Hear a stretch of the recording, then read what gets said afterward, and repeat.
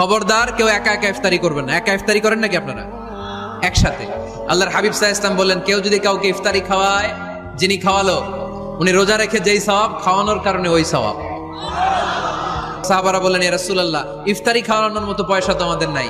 আল্লাহর হাবিব সাল্লাল্লাহু আলাইহি ওয়াসাল্লাম বললেন, ওয়ালাউ বি শারবাতিমা, যদি এক ঢোক পানি দিয়েও ইফতারি খাওয়া তবেও এই সওয়াব পাওয়া যাবে। ওয়ালাউ বি আযকা চিলাবান, এক ঢোক দুধ দিয়ে খাওয়ালো। ওয়ালাউ বি তামরা, একটা খেজুর দিয়ে ইফতারি করালো এই সওয়াব। সুবহানাল্লাহ পড়েন।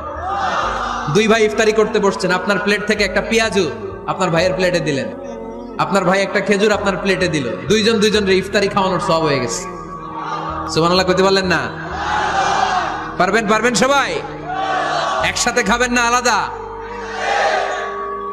আল্লাহর হাবিব সাল্লাল্লাহু আলাইহি ওয়াসাল্লাম খেতে বসলে কখনো খাবারের বদনাম করতেন না। সহিহ বুখারীর হাদিস, মা আবা রাসূলুল্লাহ সাল্লাল্লাহু আলাইহি ওয়াসাল্লাম তুআমান কত্তু, কখনো খাবারের বদনাম করেন নাই।